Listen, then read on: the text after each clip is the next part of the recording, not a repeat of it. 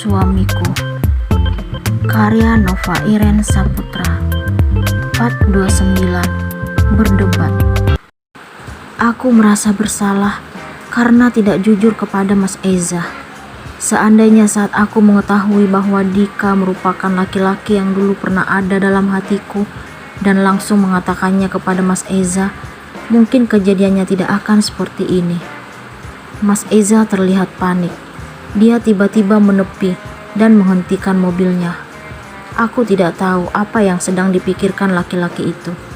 Dia meraih kedua tanganku dan menatap wajahku sangat dekat. Terus terang, aku bingung dengan sikap yang Mas Eza tunjukkan. "Sayang, aku suamimu. Kenapa kamu menutupi tentang kedekatan kamu dengan Dika di masa lalu?" tanya Mas Eza. "Kami gak dekat, Mas. Aku bertemu dengannya hanya sekali. Itu juga saat dia menolongku dari kehancuran itu." Aku memberikan penjelasan. "Tapi dia mengikuti kegiatanmu hingga SMA. Itu yang dia ceritakan padaku tadi. Dia berani berterus terang kalau dia mencintaimu hingga detik ini." "Itu gak mungkin, Mas. Aku udah milik kamu." "Tapi kenyataannya dia tetap mengaku mencintaimu, sayang." Aku hampir bertindak kasar tadi padanya, tapi aku ingat kamu dan anak kita. Mas Eza mengusap perutku.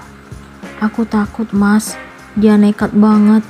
Aku sudah berusaha menyadarkan dia agar membuang rasa yang ada dalam hatinya untukku, tapi dia tetap ngotot bilang cinta." "Apa sebaiknya kamu cuti aja, sayang? Fokus dengan anak kita. Aku takut kalau dia lebih nekat lagi." "Kamu gimana, Mas? Apa akan tetap mengajar di kampus?" "Sebaiknya aku resign aja. Kita lebih baik menjauh dari Dika. Lagipun, tujuan aku dulu mengajar di kampus kamu hanya untuk menjagamu. Kalau kamu cuti, aku juga resign. Aku ngikut aja apa yang terbaik untuk kita. Lagipun, kamu tetap bisa jadi dosenku di rumah." "Terima kasih atas pengertian kamu, sayang." Mas Eza memelukku. Aku dan Mas Eza akhirnya sepakat untuk menjauh dari Dika.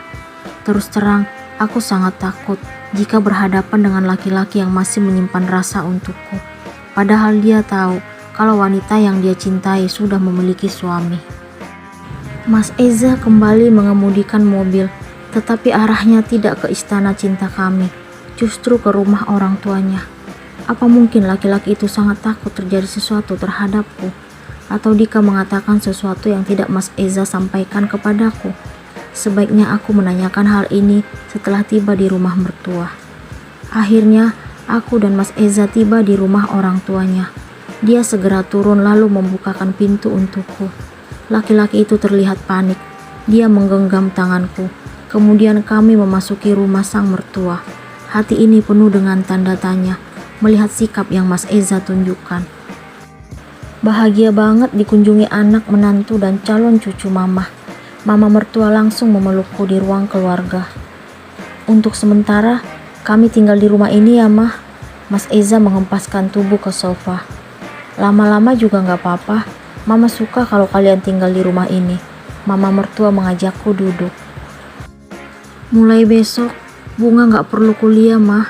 Sebaiknya dia fokus dengan anak kami. Mama jaga Bunga selama Eza di kantor. Tanpa kamu minta, Mama pasti jagain menantu dan calon anak kamu. Tapi kenapa wajah kamu terlihat tegang?" tanya mama mertua kepada Mas Eza. "Gak apa-apa, Mah. Eza kecapean aja." Sepertinya suamiku tidak ingin membebani pikiran mamanya. "Ya udah, kamu izin aja ke papa, gak masuk kantor. Ajak istrimu istirahat." Wanita itu memberikan saran. "Eza udah izin dari tadi ke papa waktu masih di kampus.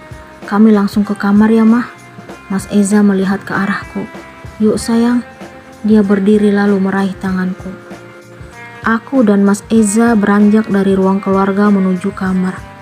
Aku tidak pernah menyangka kalau orang yang dulu pernah menyelamatkanku di masa lalu justru sekarang menciptakan kekhawatiran yang membuat kami harus berhati-hati dan waspada. Aku dan Mas Eza merebahkan tubuh ke tempat tidur.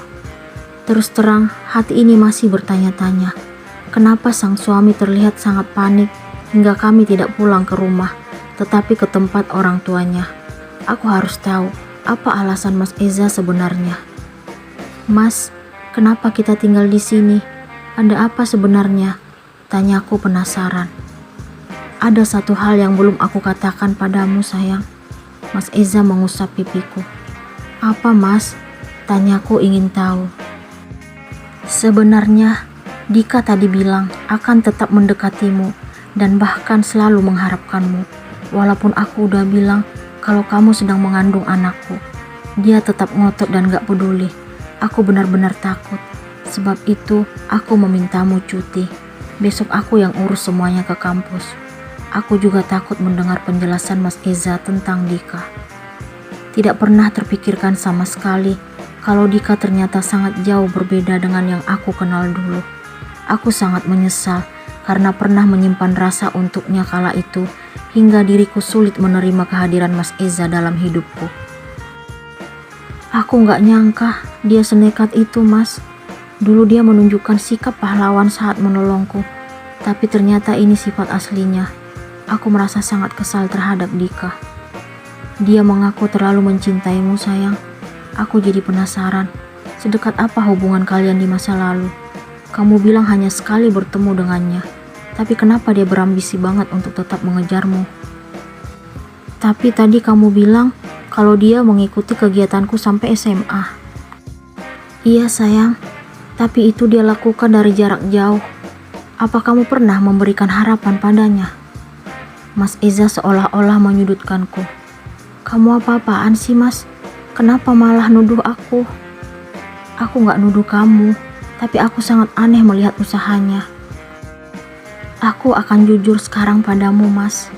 Sebenarnya dia cinta pertamaku. Aku mengaguminya karena dia telah menyelamatkanku. Tapi aku gak pernah mengatakan isi hatiku yang sebenarnya padanya karena aku bertemu dengannya hanya sekali. Akhirnya, aku memberanikan diri mengatakan yang sebenarnya kepada Mas Eza. Sekarang aku tahu jawaban dari sikap yang kamu tunjukkan sebelum kamu mengakui cintamu padaku. Aku yakin kalau kamu sulit menerima keberadaanku karena kamu masih memikirkan dia. Mas Eza berhasil menebak apa yang kurasakan. Aku berusaha keras mengeluarkan dia dari dalam pikiran dan menerima kamu seutuhnya menjadi suamiku. Akhirnya, setelah 2 tahun pernikahan kita, aku baru yakin dan sadar kalau kamu laki-laki satu-satunya yang pantas menjadi suamiku. Ternyata pesona Dika mampu membuatmu untuk tidak melirik ke arahku. Pantas saja saat awal kita ketemu, kamu sama sekali tidak menganggapku ada. Karena ternyata sudah ada laki-laki itu dalam hatimu. Mas Eza berjalan menuju sofa, kemudian menghempaskan tubuh di kursi empuk itu. Aku tidak tinggal diam. Aku segera menyusulnya lalu meminta maaf. Aku minta maaf, Mas. Aku juga gak tahu kenapa dulu rasa kagum itu berubah menjadi suka. Tapi itu dulu, Mas, karena sekarang aku hanya mencintaimu. Terus terang, aku kecewa padamu. Kamu tidak jujur tentang semua ini padaku. Mas Eza memalingkan wajah. Kamu juga gak sepenuhnya jujur padaku. Buktinya Dara masih mengharapkanmu dan aku sama sekali gak tahu kisah kalian seperti apa. Aku kesal melihat sikap Mas Eza yang seolah-olah menyalahkanku. Kenapa kamu jadi nyalahin aku? Karena kenyataannya kamu juga gak jujur padaku. Tapi dari dulu aku sangat mencintaimu. Sementara kamu tetap mencintai laki-laki lain walaupun sudah menikah denganku. Sampai kamu tidak ingin orang-orang di kampus tahu tentang statusmu yang sudah menikah. Saat itu Dika akhirnya mendekatimu. Mas Eza sudah keterlaluan menurutku. Dia mengingatkan semua tentang masa lalu. Aku selalu menghindar saat Dika mendekatiku, sedangkan kamu terdiam saat Dara memelukmu. Siapa yang bersalah, Mas? Akhirnya aku kembali mengingatkan Mas Eza tentang kejadian itu. Kamu berusaha membela diri. Kamu jahat, Mas. Aku membencimu. Tiba-tiba perutku terasa kram. Sayang, kamu kenapa? Mas Eza meraih tubuhku, tetapi langsung aku tepiskan. Gak usah sok perhatian. Jangan sentuh aku. Aku segera beranjak lalu keluar kamar sambil memegang perut. Hatiku sangat sakit karena tuduhan Mas Eza. Sampai kapan perdebatan antara Eza dan Bunga berakhir?